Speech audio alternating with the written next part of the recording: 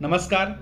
Reality check with Sunil मध्ये आपल्या सगळ्यांचं स्वागत. एका नामांकित सॉफ्टवेअर कंपनीमध्ये एका फ्रेशर्स विद्यार्थ्याला 1 कोटीची ऑफर मिळाली ही बातमी वाचली आणि त्यानंतर मनामध्ये प्रश्न पडला की कदाचित या बातमीमुळे बरेच विद्यार्थी प्रेरित होतील आणि सॉफ्टवेअर इंजिनिअरिंग किंवा IT क्षेत्राकडे मुलं वळण्याचा विचार करतील. नक्कीच IT हे क्षेत्र खूप चांगलं आहे, परंतु त्या क्षेत्राच्या पाठीमागे कोणकोणत्या गोष्टीचं वास्तव आपल्याला माहीत असणं गरजेचं आहे हे या व्हिडिओच्या माध्यमातून मी सांगणार आहे. त्यामुळं तुम्ही हा व्हिडिओ पूर्णपणे पहा, कारण आपण खरं आहे तेच सांगतो आणि खरं आहे तेच दाखवतो. मित्रांनो, IT या क्षेत्राचं वास्तव हे खूप वेगळं आहे. ज्यावेळेस आपण पॅकेज पाहत असतो, ऐकत असतो, परंतु त्या पॅकेजच्या पाठीमागं कोणकोणत्या गोष्टी लपलेल्या आहेत हे माहीत असणं सुद्धा खूप महत्त्वाचं आहे. ज्यावेळेस तुम्ही सॉफ्टवेअर किंवा ITचा विचार करत असता त्यावेळेस तुम्ही लोकेशन, सगळ्यात महत्त्वाची गोष्ट म्हणजे लोकेशनचा विचार करून चालत नाही. तुम्हाला कदाचित बँगलोर, पुणे वेगवेगळ्या ठिकाणी ऑफर मिळू शकते. त्या ऑफर्स तुम्हाला स्वीकाराव्या लागतील. मला या ठिकाणी जायचं नाही, या ठिकाणी जायचं असं म्हणून चालत नाही. त्यानंतर वेळेची बंधनं.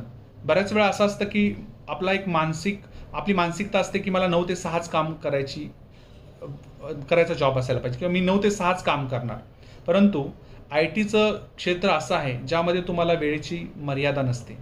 एखादा टास्क जर तुम्हाला पूर्ण झाला नसेल तर तो संध्याकाळी रात्री बसून सुद्धा तो कंप्लीट करावा लागतो, कारण या ठिकाणी तुम्हाला काम दाखवण्यापेक्षा सक्सेसफुल करणं हे महत्त्वाचं असतं. त्यामुळं कदाचित तुम्हाला काही दिवस असे येतात की तुम्हाला रात्रंदिवस जागून ते काम कंप्लीट करावं लागतं.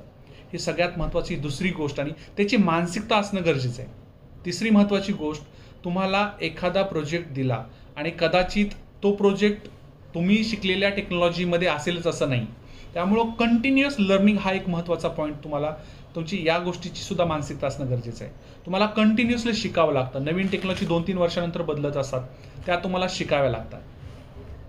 त्यानंतर सगळ्यात महत्त्वाची गोष्ट म्हणजे पेशन्स. बऱ्याच वेळा आपण एखादा इश्यू रिझॉल्व्ह करताना, एखादा प्रॉब्लेम असेल तो सॉल्व्ह करताना बराच वेळ जातो आणि आपल्याला असं वाटतं की आपल्याकडनं हा सॉल्व्ह होणार नाही आणि आपण हार मानतो. ती हार आपल्याला ITमध्ये मानून चालत नाही.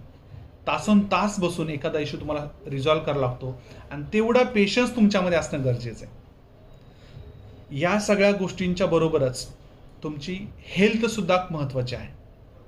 कंटिन्युअसली बसल्यामुळं आणि कंटिन्युअसली तुमचा माइंड किंवा तुमचा ब्रेन कंटिन्युअसली वर्क करत असतो.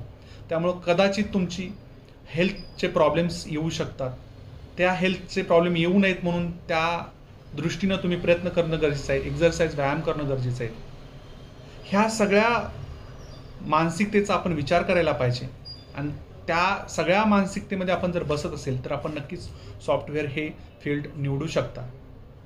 बरेच असे काही लोक आहेत जे ITमध्ये जाऊन एक 10, 15, 20 वर्ष करून परत माघारी पण आलेले आहेत.